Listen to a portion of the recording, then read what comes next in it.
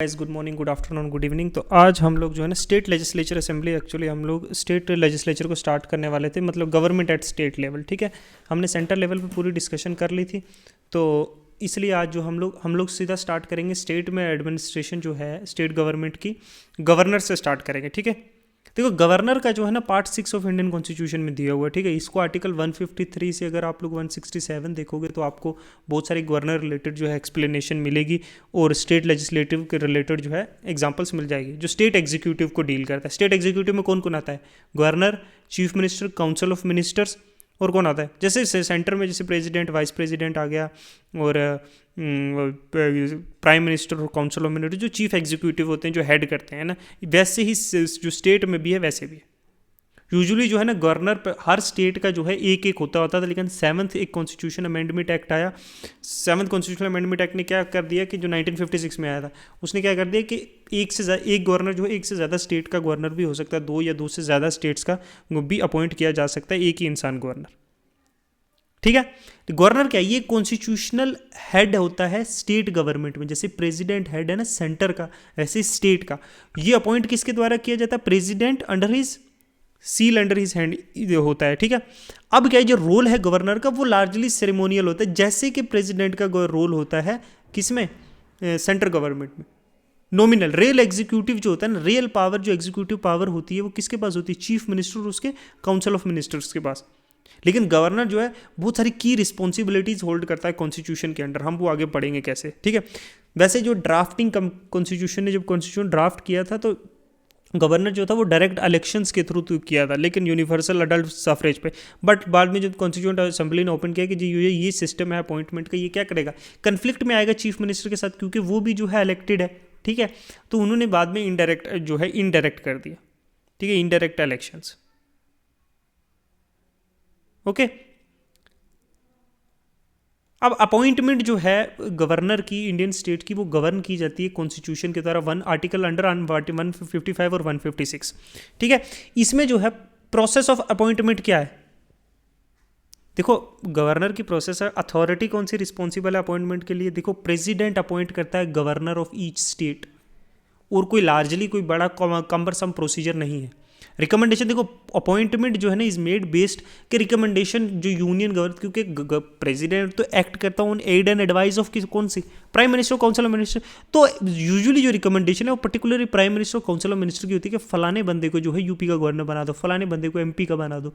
तो ये recommendation in practice जो मिनिस्ट्री ऑफ होम मिनिस्टर है ना, इन प्रैक्टिस में मतलब वो एक की रोल प्ले करती है कुछ सूटेबल कैंडिडेट को सेलेक्ट करने में। ठीक है, नॉमिनेशन जब डिसीजन बन जाता है गवर्नर को नॉमिनेट करने का, ऑफिशियल नोटिफिकेशन इशू किया जाता है, और जो अपॉइंट किया जाता है गवर्नर को उसे ओथ लेनी पड़ती है गवर्नर की। अब एलिजिबिलिटी करिए, देखो कॉन्स्टिट्यूशन ने तो यही चीज़ रखी है कि पर्सन जो है वो सिटीजन ऑफ इंडिया होना चाहिए, एटलीस्ट 35 ईयर ऑफ एज होना चाहिए, और कोई भी ऑफिस ऑफ प्रॉफिट जो है किसी भी गवर्नमेंट के अंडर किसी भी गवर्नमेंट के कोई ऑफिस ऑफ प्रॉफिट उसको होल्ड नहीं किया होना चाहिए। होना नहीं चाहिए मतलब होना तब भी जो है वो कोई गवर्नमेंट पोजीशन नहीं होल्ड कर रहा हो, उसे गवर्नर बनाएगा ताकि कन्फ्लिक्ट ऑफ इंटरेस्ट ना हो।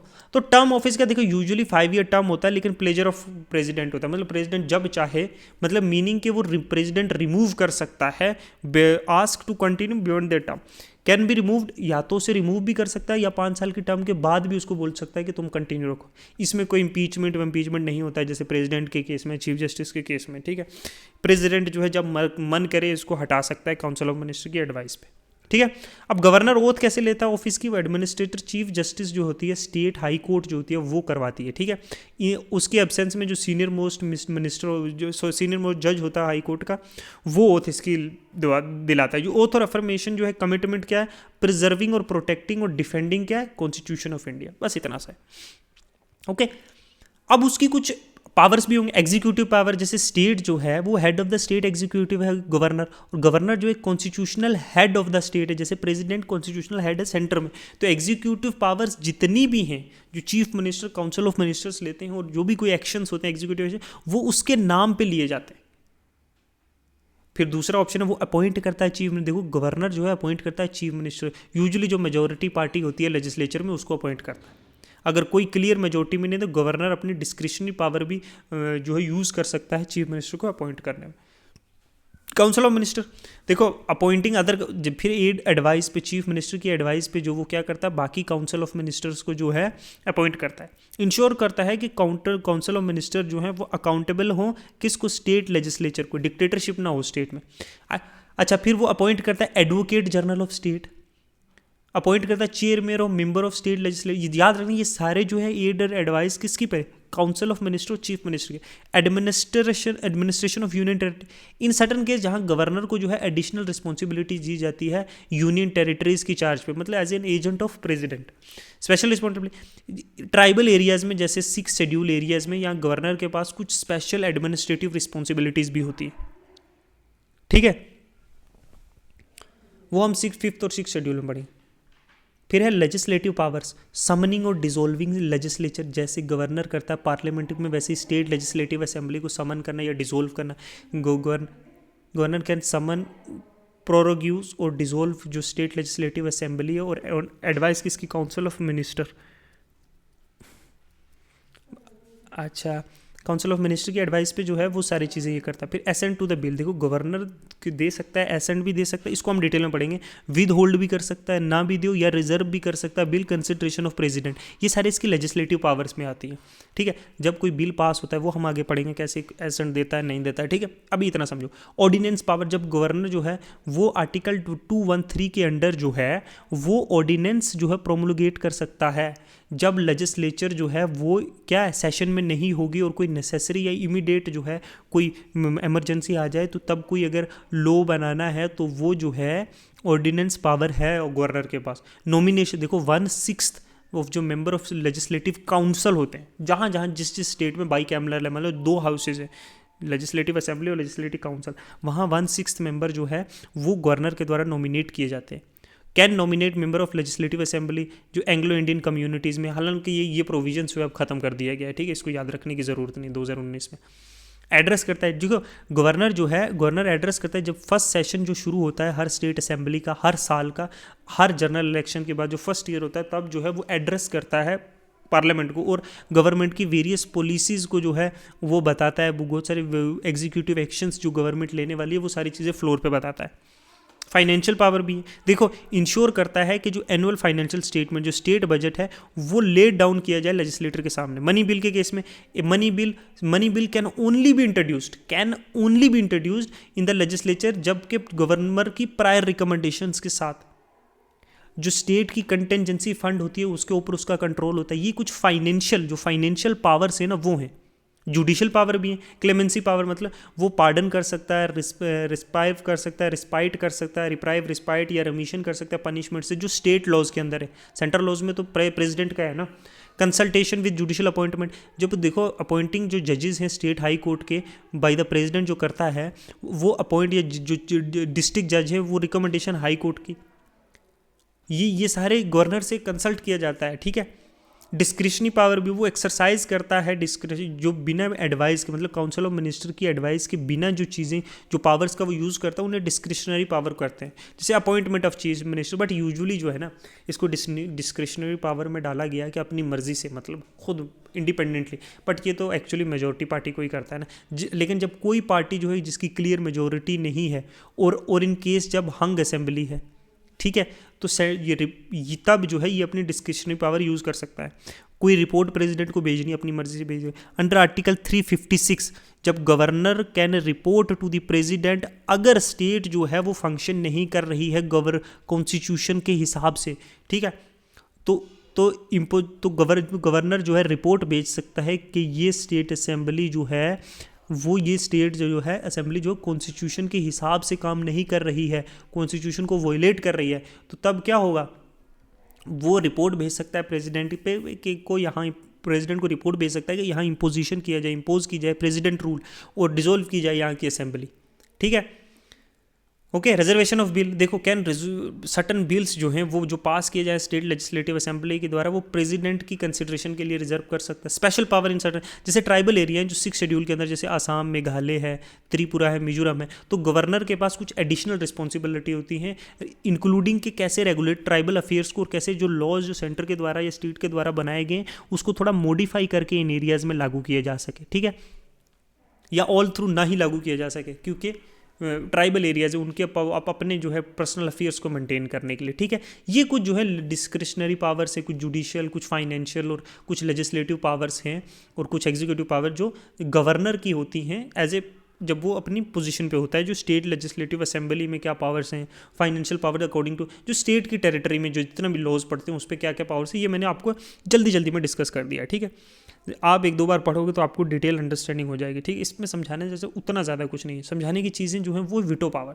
देखो जैसे प्रेसिडेंट के पास वीटो पावर होती है वैसे ही जो है गवर्नर के पास भी स्टेट की अथॉरिटी रिलेटेड वीटो पावर्स होती है, ठीक है। कौन कौन सी? एब्सोल्यूट वीटो, जहाँ पे क्या है गवर्नर जो है कोई बिल जो है स्टेट के द्वारा पास किया गया है उसको विदहोल्ड कर सकता है, मतलब इफेक्टिवली जो है रिजेक्ट कर रहा है उसको। अब वीटो पावर यूजुअली अप्लाई होती है फॉलोइंग केसेस में, जब बिल जो है ज़्यादातर यूजुअली कब अप्लाई होता है, जब किसी प्राइवेट बिल ने इंट्रोड्यूस किया मेंबर या किसी मिनिस्टर के बिना स्टेट लेजिस्लेटिव असेंबली में, तब जो है वो विदहोल्ड रिजेक्ट कर सकता है। या फिर जब स्टेट मतलब कब यूज़ करता है वीटो पावर्स में उसकी बता रहा हूँ, ठीक है आपको। या फिर जब स्टेट लेजिस्लेचर जो है पास करता है एक बिल जो कॉन्स्टिट्यूशन की प्रोविजन के हिसाब से नहीं है, तब भी वो जो है रिजेक्ट कर सकता है। एब्सोल्यूट वीटो इसको कहते हैं। सस्पेंसिव वीटो, जब जो है ना एक governor can return non money bill, याद रखना मनी बिल को नहीं रिटर्न कर सकते क्योंकि वो प्रायर उसकी जो है रिकमेंडेशन से ही पहुंची हुई है, ठीक है। वो जो है क्या कर सकता है, नॉन स्टेट लेजिस्लेचर को वापस भेज सकता है कि इसको दोबारा रिकन्सिडर करो। अगर स्टेट लेजिस्लेचर बिल को दोबारा पास कर देती है कोई अमेंडमेंट या बिना अमेंडमेंट के, और दोबारा गवर्नमेंट फिर क्या करना है, दोबारा गवर्नर को एसेंट के लिए भेजा जाता है, फिर गवर्नर को वो एसेंट देनी ही पड़ेगी, समझे। मतलब वो उस एसेंट से रोक नहीं सकता। तो ये एक सस्पेंसिव वीटो है कि रिकंसिडरेशन के बाद जो है देनी ही पड़ेगी, ठीक है, वो रोक नहीं सकता। ओके, समझे कि नहीं समझे? अब है पॉकेट वेटो। देखो गवर्नर जो है विद होल्ड कर सकता है एक बिल को इनडेफिनेटली, इसमें कोई टाइम पीरियड नहीं दिया हुआ है, विदाउट मेकिंग अ डिसीजन। देखो कॉन्स्टिट्यूशन ने कोई टाइम लिमिट भी प्रिस्क्राइब नहीं की हुई कि गवर्नर इतने टाइम के अंदर एक्ट करेगा, नहीं दी हुई।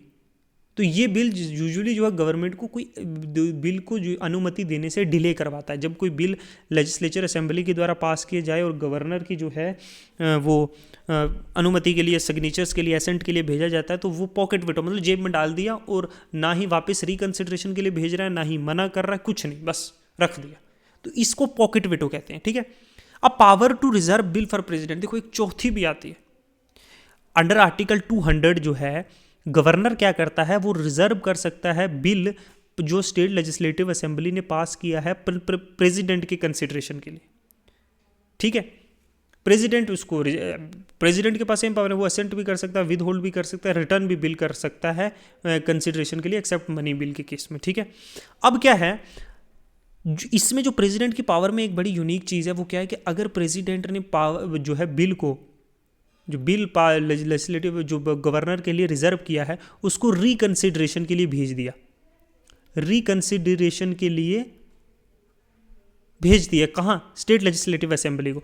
और स्टेट लेजिस्लेटिव असेंबली जो है दोबारा अमेंड करके या फिर विदाउट अमेंडिंग दोबारा भेजती है प्रेसिडेंट को। फिर गवर्नर का रोल खत्म हो जाता है जैसे ही उसने कंसिडरेशन के लिए बिल, अब ये दोबारा प्रेसिडेंट के पास जाएगा। अब प्रेसिडेंट के पास ये नहीं कि सस्पेंसिव वीटो, अब वो बिल को अब साइन करना ही पड़ेगा, नहीं, उसकी फिर भी मर्जी है, वो विद होल्ड भी कर सकता, नहीं भी असेंट दे सकता, ठीक है। तो प्रेसिडेंट की थोड़ी सी यहाँ पे ज़्यादा है। लेकिन जैसे ही गवर्नर ने बिल जो है प्रेसिडेंट को भेज दिया, रिजर्व कर दिया प्रेसिडेंट के लिए, यहां गवर्नर का रोल खत्म हो जाता है। फिर गवर्नर का इस बिल के रिलेटेड कोई रोल नहीं रहता, ठीक है। अब गवर्नर रोल जो है, हम अब एक एक करके बढ़ते हैं। Money bill, ordinary bill, constitutional तो सॉरी है ही नहीं, अमेंडमेंट बिल वो तो पार्लियामेंट का अफेयर है, उसके रिलेटेड ऑर्डिनरी और मनी बिल के रिलेटेड हम पढ़ते हैं कि ये वीटो पावर्स कैसे काम करती है, ठीक है। अब गवर्नर का जो रोल है in case of ordinary bill जो लेजिस्लेटिव असेंबली ने पास किया, वो आर्टिकल 200 के अंडर क्लियरली बताया होगा कि गवर्नर के पास सेवरल ऑप्शंस हैं ऑर्डिनरी बिल रिलेटेड जो प्रेजेंट किया गया है गवर्नर के सामने असेंट के लिए। अब एक्शन एक governor can take on ordinary bill, देखो पहला तो वो असेंट दे सकता है बिल को, और गवर्नर जो है अप्रूव कर सकता है बिल को बाय साइनिंग इट, और वंस ये साइन कर दिया तो बिल लॉ बन जाता है, ठीक है। अब दूसरा विद होल्ड एब्सोल्यूट वीटो, जो गवर्नर रिफ्यूज कर सकता है साइन करने के लिए ऑर्डिनरी बिल के केस में, मतलब वो बोलेगा कि नहीं मैं नहीं साइन कर रहा इस पर, तो बिल क्या है, रिजेक्ट हो जाएगा। इसे कहते हैं absolute veto. But and the bill जो ये लॉ नहीं बनेगा इन दिस केस।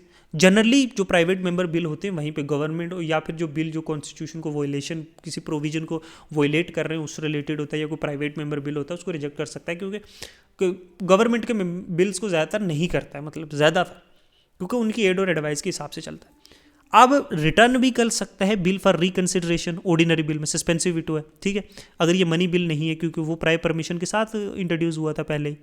फिर स्टेट असेंबली अगर रीपास कर देती है विद और विदाउट एसेंट, तो गवर्नर को है एसेंट देना ही पड़ेगा, ठीक है। अब चौथी इसमें आती है, मैंने आपको बताया था कंसिडरेशन ऑफ प्रेसिडेंट। जब कंसिडरेशन ऑफ प्रेसिडेंट के बिल आ जाए, जब मतलब कोई भी बिल जो कन्फ्लिक्ट कर रहा है, किसी कन्फ्लिक्ट में आ रहा है सेंट्रल लॉज के या फिर कॉन्स्टिट्यूशन के, तो प्रेसिडेंट का जो है ना, यहाँ प्रेसिडेंट की जजमेंट की ज़रूरत होती है। तो एक ब्रॉडर नेशनल या फिर कोई कॉन्स्टिट्यूशनल कंसर्न है, तो ये वंस जब बिल प्रेसिडेंट को डिसाइड करेगा कि अब बिल को एसेंट देनी है, नहीं देनी है, या वापस करना है, यहाँ पे जो है ना, यहाँ पे गवर्नर का रोल खत्म होता है, मैंने आपको समझाया। अब पॉकेट वीटो, गवर्नर डिले भी कर सकता है action by not returning the bill और giving assent to the bill, ये मैंने आपको समझाया। अनलाइक प्रेसिडेंट, जो कॉन्स्टिट्यूशन है वो कोई टाइम इम्पोज नहीं करता है कि इतने देर में गवर्नर को जो है बिल को वापस देना, तो इनडेफिनेटली भी डिले कर सकता है। ओके, तो ये ऑर्डिनरी बिल के केसेस में गवर्नर के पास क्या क्या ऑप्शन है, कौन कौन से वीटोज है। ओके, अब है गवर्नर, अब लिमिटेड पावर होती है मनी बिल के केस में, क्योंकि फाइनेंस रिलेटेड बिल है, स्टेट कैसे चलेगी। गिव एसेट द गवर्नर, जो may give is the asset, और बिल जो है लॉ बन जाएगा अगर मनी बिल है। विद होल्ड, गवर्नर जो है can with hold is asset, और अफेक्टिंग द और रिजेक्टिंग द बिल, ये पावर जो है रेयरली यूज़ की जाती है, क्योंकि मनी बिल जो है यूजुअली टाइड होता है गवर्नमेंट की फाइनेंशियल फंक्शनिंग के, तो एक तरह से गवर्नमेंट को हैंडीकैप कर देगा अगर मनी बिल नहीं, तो ये रेयरली केसेस में यूज़ होता है, ज़्यादातर इसको पास कर ही दिया जाता है। और can not return the for consideration, देखो गवर्नर जो है मनी बिल को लेजिस्लेटिव असेंबली के लिए रिकंसिडर करने के लिए नहीं भेज सकता। ये रिस्ट्रिक्शन इज ड्यू टू के फाइनेंशियल एप्लीकेशंस होते हैं, मनी बिल के इम्प्लीकेशंस होते हैं, जिन्हें प्रॉम्प्ट एक्शन, फॉरेन एक्शंस की ज़रूरत होती है स्टेट गवर्नमेंट चलाने। अब देखो governor can reserve the money bill for president reconsideration. देखो कंसिडरेशन ऑफ प्रेसिडेंट, अगर ये इसे लगता है कि ये नेसेसरी, ये जो है रेयर केसेस में होता है, जब बिल जो है सेंट्रल लॉज या रेज कॉन्स्टिट्यूशनल इशू या इम्पैक्ट को नेशनल इंटरेस्ट, ये रेयरली यूज होता है, सीधी बात, ठीक है। ये था मनी बिल रिलेटेड, ठीक है, ठीक है। गवर्नर क्या क्या पावर। अब स्कोप ऑफ गवर्नर का ऑर्डिनेंस मेकिंग, देखो प्रेसिडेंट का हमने ऑर्डिनेंस मेकिंग देखा था जब one of the house is not in session और कुछ अर्जेंट नीड आ गई है, तो गवर्नर को कुछ लॉ पास करना पड़ेगा पब्लिक इंटरेस्ट के लिए, लार्जर पब्लिक इंटरेस्ट के लिए। स्कोप जो गवर्नर का, देखो कॉन्स्टिट्यूशन, गवर्नर को भी जो है ऑर्डिनेंस मेकिंग पावर है, ये आर्टिकल 213 से डिराइव होता है, जो अलो करता है वो लेजिस्लेट करने के लिए ऑर्डिनेंस कुछ सर्टन सर्कमस्टांसेस। अब when can governor issue an, governor कब ऑर्डिनेंस इशू कर सकता है, गवर्नर कैन प्रोमोगेट एन ऑर्डिनेंस जब स्टेट गवर्नमेंट, जो स्टेट लेजिस्लेचर जो है, स्टेट लेजिस्लेटिव असेंबली जो है वो सेशन में नहीं है। This can happen under following condition, देखो जब लेजिस्लेचर जो है एडजेंट सेंटाई, मतलब इंडेफिनिट पीरियड के लिए हो चुकी है एडजेंट, या फिर लेजिस्लेचर असेंबली डिसॉल्व्ड है और गैप जो है रेजोल्यूशन और रिकॉन्स्टिट्यूशन के बीच के गैप में, या जो है इमीडिएट नेसेसरी है कि वो एक्ट करे कुछ स्पेसिफिक मैटर में जहां इंटरेस्ट ऑफ स्टेट है, समझे, फौरी तौर ज़रूरत है। तो प्रोसीजर क्या है, देखो गवर्नर की सेटिस्फैक्शन यहाँ इंपॉर्टेंट है, ठीक है, कि गवर्नर जो है वो सेटिस्फाइड है कि कुछ सर्कमस्टांसेस, ऐसे हालात बन गए हैं जहाँ पे जल्दी कोई एक्शन लेना पड़ेगा। ये सेटिस्फैक्शन जो है काउंसिल ऑफ मिनिस्टर की एडवाइस पे भी होती है। तो प्रोमोलगेशन ऑफ ऑर्डिनेंस, देखो गवर्नर जो है उसके पास कॉन्स्टिट्यूशनल अथॉरिटी है कि वो इशू कर सकता है ordinance. Ordinance is equal to law, okay, after जो है स्टेट काउंसिल ऑफ मिनिस्टर की एडवाइस के बाद। अब अप्रूवल, अब ये तो ऑर्डिनेंस पास कर दिया और वो लॉ बन गया उतनी देर तक, फिर जो है अप्रूवल, देखो ये ऑर्डिनेंस वैलिड होता है सिर्फ 6 वीक्स के लिए, जब 6 वीक्स कहाँ, date of state legislative assembly की नेक्स्ट कन्वे, जब स्टेट लेजिस्लेचर असेंबली दोबारा बैठेगी असेंबली, ठीक है, तो 6 हफ्ते हैं इनके पास, 6 हफ्ते में उसको अप्रूव करना पड़ेगा ऑर्डिनेंस को इस पीरियड के दौरान। अगर नहीं किया तो ये ऑटोमेटिकली लैप्स हो जाएगा। अगर इसको अप्रूव कर दिया तो ये एक परमानेंट लॉ बन जाता है। नहीं अप्रूव किया है तो ये जो है ऑटोमेटिकली लैप्सेस। ओके, अब डिस्क्रिशन और रिपेल। गवर्नर रिपेल कर सकता है ऑर्डिनेंस को किसी भी टाइम पे advice of council of minister की, चाहे वो असेंबली बैठने से पहले भी इसको रिपेल कर सकता है, उसके बाद भी 6 हफ्ते पूरे होने से बाद भी, जब तक गवर्नमेंट डिस्कस करती कब किसी भी टाइम पे रिपेल कर सकता है इसको लॉ को। और ठीक है, उसकी डिस्क्रिशन है गवर्नर की। ओके, तो ये है ऑर्डिनेंस मेकिंग पावर्स जो है इन शॉर्ट मैंने आपको समझा दी। अब लिमिटेशंस भी हैं गवर्नर के ordinance making power. Judicial review, देखो गवर्नर के ऑर्डिनेंस है ना वो भी subjected to judicial review. Court strike down कर सकती है इस ऑर्डिनेंस को, क्योंकि इसका फोर्स सेम होता है as a law of a assembly या पार्लियामेंट। तो ये जो है अगर ये वॉयलेट कर रही है कॉन्स्टिट्यूशन का या लैक कर रही है कोई इमीडिएट नेसेसिटी, अगर ये ऑर्डिनेंस सिंपली पास कर दिया गया है कि लेजिस्लेटिव असेंबली में डिबेट ना हो, ताकि वो और ऑर्डिनेंस पास कर दिया गया है कि इतनी देर चलो ये कानून चल जाए, अगर कोर्ट को ये लगे कि कोई ज़रूरत नहीं थी इसकी और इसको जानबूझ के पास किया गया, तो भी कोर्ट इसको स्टक डाउन कर सकती। सब्जेक्ट मैटर रिस्ट्रिक्शन, ऑर्डिनेंस जो है वो कॉन्स्टिट्यूशनल प्रोविजंस को अडेयर करना चाहिए और कैन नॉट इन्वॉल्व के changes required in constitutional amendment. समझे नहीं समझे? देखो ऑर्डिनेंस जो है वो in line with constitutional provision होना चाहिए और वो कोई ऐसी चीज़ें इन्वॉल्व नहीं होनी चाहिए जिसको देखो ऐसी चीज़ें इन्वॉल्व नहीं होनी चाहिए उस लॉ में कि जिसको बनाने के लिए कॉन्स्टिट्यूशनल अमेंडमेंट एक्ट की ज़रूरत पड़े, क्योंकि वो पार्लियामेंट का दायरा है। समझे? अप्रूवल विद इन 6 वीक, मैंने आपको बताया जो लेजिस्लेटिव असेंबली की फर्स्ट मीटिंग के 6 वीक्स के अंदर उसको पास करना चाहिए, नहीं तो वो ऑटोमेटिकली लैप्स हो जाएगा। अगर पास कर दिया तो वो लॉ बन जाएगा। ठीक है, अब कुछ हम लोग देखते हैं कॉन्स्टिट्यूशनल बेसिस ऑफ गवर्नमेंट की पार्डनिंग पावर। हमने उसके फंक्शन पढ़े, लेजिस्लेटिव एग्जीक्यूटिव, बाकी कंडीशन ऑफ गवर्नमेंट पढ़ी, वो एप्लीकेबिलिटी पढ़ी, एग्जीक्यूटिव लेजिस्लेटिव, ये सारे पावर्स पढ़े हमने। उसके जो वीटो पावर्स पढ़े ऑर्डिनरी बिल के केस में भी और मनी बिल के केस में भी। अब हम उसकी जो है पार्डनिंग पावर पढ़ेंगे। देखो ये जो है ना पार्डनिंग जो है, रिस्पाइट, कम्यूटेशन या रमीशन जो है वो आर्टिकल 161 जो इंडियन कॉन्स्टिट्यूशन उसके अंडर दी है। गवर्नमेंट जो है ऑफ स्टेट जो है, गवर्नर जो स्टेट है उसके पास पावर है कि वो पार्डन कर सकता है, रिप्राइव कर रहा है, रिस्पाइट कर सकता है या रमीशन कर सकता है पनिशमेंट का अंडर आर्टिकल 161। देखो ये अथॉरिटी अलो करती है कि एक्सरसाइज करे मर्सी इन क्रिमिनल केसेस। अब स्कोप ऑफ गवर्नमेंट पार्डनिंग में देखो टाइप ऑफ क्लीमेंसी, देखो कंप्लीट जो है रिमूवल भी कर सकता है क्रिमिनल लाइबिलिटी से, ठीक है, एक्सेप्ट कि उसको जो है डेथ पेनल्टी दी हुई है तो उसको वो जो है डेथ पेनल्टी से लाइफ सेंटेंस या फिर कुछ उसकी कम कर सकती है। वो पार्डनिंग पावर के डेथ से कंप्लीट जो है पार्डन वो सिर्फ प्रेसिडेंट कर सकता है। Complete from death penalty to complete free वो प्रेसिडेंट के हाथ में। बाकी जो है वो क्रिमिनल लाइबिलिटी से बहुत सी चीज़ों से हटा सकता है। और टेम्परेरी पोस्टपोन कर सकता है एग्जीक्यूशन किसी पनिशमेंट का, जो 10 साल की 5 साल की, वो टेम्परेरी उसको डिले कर सकता है, स्टे कर सकता है, रिड्यूस कर सकता है सेंटेंस ड्यूरिंग सेंटेंस की ड्यूरेशन, मतलब 7 साल है उसको 5 साल कर दे, 4 साल कर दे, ये रमीशन हो गया। ठीक है, अब रिस्पाइट, देखो पनिशमेंट जो है रिस्पाइट मतलब मिटिगेटिंग टू द एक्सेप्शनल, मतलब अगर कन्विक्ट की एज या उसकी हेल्थ इश्यूज़ की वजह से जो है उसको रिस्पाइट थोड़ी सी मिटिगेट कर सकता है एक्सेप्शनल सर्कमस्टांसेस में। अब कम्यूटेशन मतलब, अगर कम्यूटेशन का मतलब क्या है, सब्सिट्यूशन, मतलब एक सख्त सज़ा से थोड़ी लेस सख्त, थोड़ी एक सख्त मतलब एक हार्ड जो पनिशमेंट दी गई है उसकी जगह थोड़ी सी एक लेसर जो है सर उसको पनिशमेंट दी जा सके। एप्लीकेबिलिटी, देखो जो एप्लीकेबिलिटी है, जो पावर है ना, ये अप्लाई करती है जो इंडिविजुअल जो कन्विक्ट किया गया क्राइम्स में under state law, central laws में प्रेसिडेंट है। ठीक है, गवर्नर की पार्डनिंग पावर जो एक्सटेंड नहीं करती उन ऑफेंसेस को जो सेंट्रल लॉज में है। सेंट्रल लॉज जो यूनियन लिस्ट के लॉज हैं, स्टेट लिस्ट में ही कर सकती है, स्टेट की बाउंड्रीज के अंदर ही कर सकती है, दूसरी स्टेट में जाके नहीं कर सकती, उस गवर्नर का उसी स्टेट में। ठीक है, और वो बाकी जो सेंट्रल लॉज है वो प्रेसिडेंट के द्वारा हैंडल करती है। अब स्टेट और सेंटर की जो, देखो गवर्नर की जो पार्डनिंग पावर है ना वो सिर्फ स्टेट के क्राइम में होती है।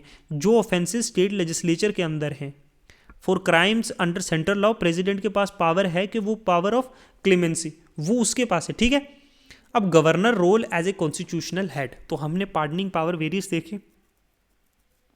देखी कि नहीं देखी है?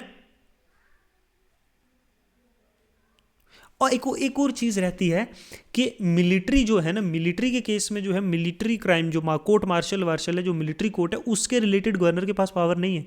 वो पावर किसके पास है? प्रेसिडेंट के पास है। समझे? मिलिट्री के केसेस में भी, ठीक है, ओके। अब हम कुछ कॉन्स्टिट्यूशनल रोल देखते हैं गवर्नर का एज ए कॉन्स्टिट्यूशनल हेड, ठीक है। देखो कॉन्स्टिट्यूशनल हेड जो गवर्नर जो है कॉन्स्टिट्यूशनल हेड है स्टेट का, हमने ऊपर भी देखा, मच लाइक जैसे प्रेसिडेंट है कॉन्स्टिट्यूशनल हेड नेशनल लेवल पे।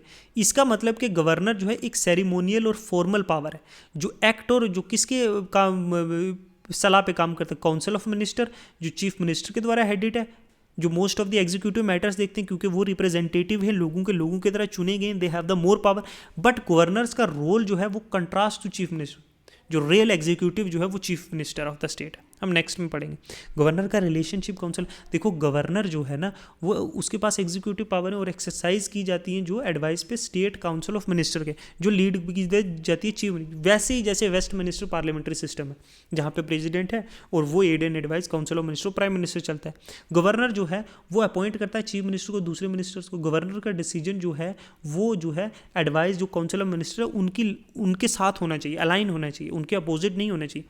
कुछ डिस्क्रिशनरी पावर हैं कुछ स्पेसिफिक सिचुएशंस में जो यूज़ करता है गवर्नर। समन प्रोपोगेट करता है स्टेट लेजिस्लेटिव असेंबली को, हमने देखा वो इलेक्शन के लिए कॉल करता है, परफॉर्म करता है कुछ सेरेमोनियल रोल जैसे एडवाइस करता है काउंसिल ऑफ मिनिस्टर को, कुछ लोगों को अपॉइंट करता है वो एडवाइस पे चीफ मिनिस्टर की, ठीक है। Relationship with president. अब गवर्नर जो है वो एक रिप्रेजेंटेटिव है प्रेसिडेंट का स्टेट में, तो गवर्नर जो है कम्युनिकेट करता है प्रेसिडेंट के साथ, किसके? स्टेट के बिहाफ पे। गवर्नर एक इंटरमीडिएटरी है, बीच का एक चैनल है, किसके? यूनियन गवर्नमेंट और स्टेट गवर्नमेंट के। गवर्नर जो रिपोर्ट करता है प्रेसिडेंट को बहुत से एडमिनिस्ट्रेटिव इश्यूज़ के बारे में, पॉलिटिकल डेवलपमेंट जो स्टेट में हुई है वो गवर्नर को रेगुलर इन्फॉर्मेशन फीड करता है, ठीक है, एक विचोले की तरह काम करता है। गवर्नर पर रोल का ड्यूरिंग क्राइसिस, जब पॉलिटिकल इंस्टेबिलिटी है, कोई नेशनल डिजास्टर है या कॉन्स्टिट्यूशनल की मशीनरी ब्रेकडाउन हो गई है तो गवर्नर रिकमेंड कर सकता है डेजोल्यूशन ऑफ असेंबली। गवर्नर जो है रिकमेंड कर सकता है प्रेसिडेंट रूल जो इम्पोज करो आर्टिकल 352 अगर गवर्नमेंट जो है फंक्शन नहीं कर रही इफेक्टिवली। गवर्नमेंट कोऑर्डिनेट करता है सेंट्रल गवर्नमेंट के साथ, इंश्योर करता है स्टेबिलिटी और गुड गवर्नेंस जो हो रही है स्टेट के अंदर। तो ये सारे रोल्स हैं, these are the roles of larger roles of किसके? ये किसके लार्ज रोल्स? ये लार्जर रोल किसके हैं? गवर्नर के हैं स्टेट में, ठीक है। गवर्नर जो है ना, गवर्नर्स रोल आर मोस्टली जो है mostly similar somehow to some extent, ये similar to the role of जो प्रेसिडेंट है इन द सेंटर, ओके। ये जो है एक फेडरल स्ट्रक्चर का जो है इंपॉर्टेंट पार्ट है, ठीक है, फेडरल स्ट्रक्चर का इंपॉर्टेंट पार्ट है। अब ये गवर्नर का जो हमने कंसेप्ट है 1935 के एक्ट में था क्या, एक ये चीज़ आपने मुझे कमेंट में बतानी है। दूसरी बतानी है ये कंसेप्ट ऑफ जो गवर्नर है, जो गवर्नर का कंसेप्ट है ये कौन सी कंट्री के कॉन्स्टिट्यूशन से हमने ड्रॉ किया है इंडिया में, ठीक है। दो चीज़ें आपने बतानी है मुझे, ठीक है। और तीसरी बतानी है मुझे जो पार्डनिंग पावर है, पावर ऑफ द जो ग्रांट जो पार्डन एंड अदर है वो कौन से आर्टिकल में आता है, आर्टिकल कौन से में आता है पार्डनिंग पावर जो है, ठीक है। पार्डनिंग पावर ऑफ गवर्नर, ठीक है, कौन से आर्टिकल में आता है। एक चीज़ ये मुझे बतानी है गवर्नर का जो आइडिया है जो हमने कौन सी कंट्री के कॉन्स्टिट्यूशन से लिया। दो चीज़ें बतानी। तीसरी क्या मैंने पूछा था, क्या 1935 का जो एक्ट था गवर्नमेंट ऑफ इंडिया का 1935 एक्ट था, क्या उसमें प्रोविजन था गवर्नर रिलेटेड। ये तीन चीज़ें मुझे आप लोग जो है कमेंट सेक्शन में बताओगे, ठीक है। तो आज के लिए इतना ही रखते हैं। Thank you, good bye.